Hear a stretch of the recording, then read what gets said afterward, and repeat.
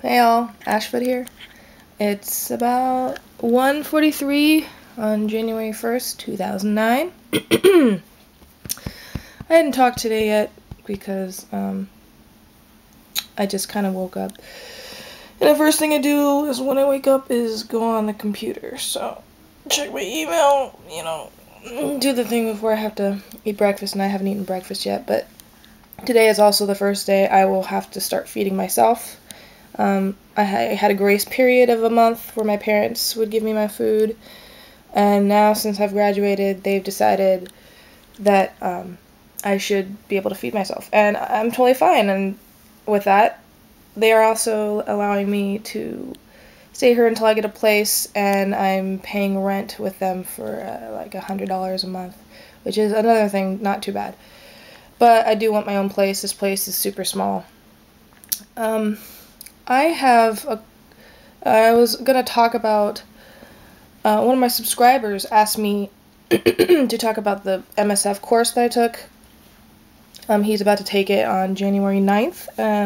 Hopefully I'll be able to upload this before the 9th. I have a couple motorcycle vlogs I've had on this camera for the past, so I have to edit those out too.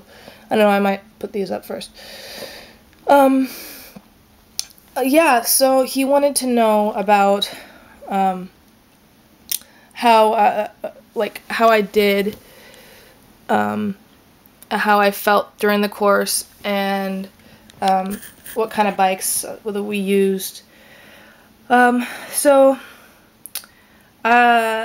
start with the beginning. The first day I took it on a Friday, and this isn't the MSF course. This is it could be a branch off of it from them, but I took the Team Oregon motorcycle course. It's only for Oregon because it says Team Oregon, and I think it was just a group of people who put it together, and then it just became bigger. Sorry if my voice is very it's weird sounding. I don't know why that's happening. But so the first day you're not on the bike, and I think we started at like 6 p.m. or something in the summer, so it was still light outside.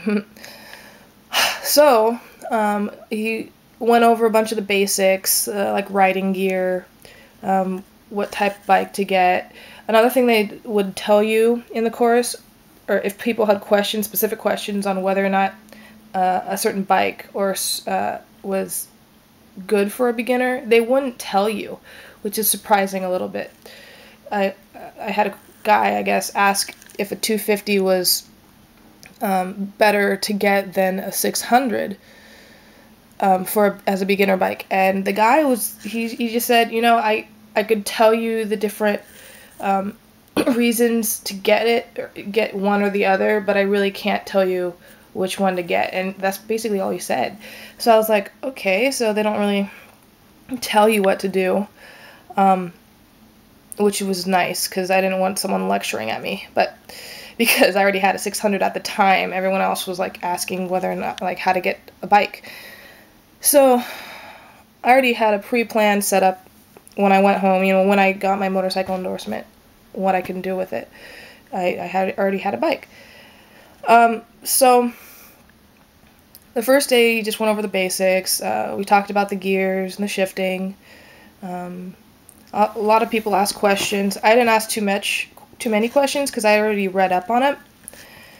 And here's my toe. So, yeah, I knew that. The only thing that I came in not really knowing was the motions, like how to go through the motions of shifting up. Actually, it was more of shifting down. Like, shifting down isn't usually talked about, like, especially on YouTube. It's usually shifting up, and you're like, okay, so I'm in 6th gear, how do I get down? It was not that hard to, I think I had to learn by myself shifting down while you're still moving, because within the course, the next day on Saturday is when we had, when we got to ride the first motorcycle. So we had the course in the morning. I had it at like 11:30. We rode the motorcycles, I rode a 250 Cruiser. They also had 250 motocross bikes, they didn't put me on that one because it was too tall for me. But they have all the different kinds, but mostly they stick with the 250s. The one thing I remember from riding that 250 bike was the seats. Well, it was really hot, so the seats got really hot, and for me, it was uncomfortable. But that's probably because I had my feet down most of the time. So I'm sure it would be a lot more comfortable on, like, I don't know. I was also sitting upright. Like, my bike that I have now is completely different. But I want to say 250, a 250 bike compared to a 600 bike. The 250 bike didn't respond as much as the 600 does, but that's a given. You're a beginner, and they don't want to give you a bike that you're gonna like upturn upright, you know, from the very beginning. And so with that non-responsive throttle, you get a lot of stalls, and so everyone was stalling their bike. So if you stalled your bike during the course, like, you know, doesn't even matter. It might look a little bad when you're taking the test, but again, these bikes really suck.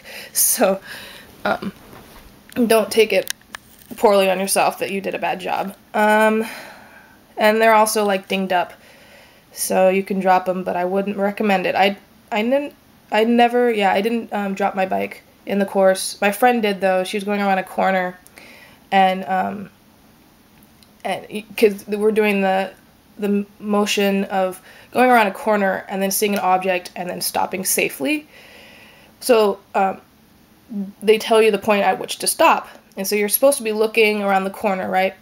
And so she's looking around the corner, and then the guy gives her the signal, and she, I guess, already put on her brakes before straightening up your bike. You have to straighten up your bike before you stop. Otherwise, you'll be going around a corner, stop, and you'll fall. And that's what she did. She fell on her ankle and her leg, got a little bit scraped up, but she didn't hit her helmet on the ground, which is surprising. And she got back up on the bike. She was Aaliyah, the one I've ridden with before. She's a trooper, that's for sure.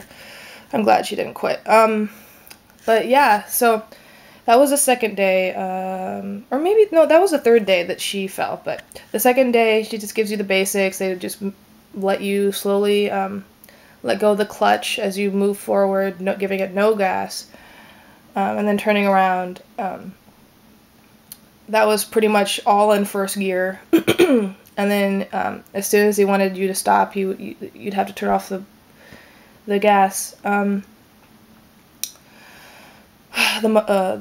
engine. So that was the second day, and then half of the second day it was spent indoors in a classroom, going over more of the stuff that you'll have to know when you take the written test.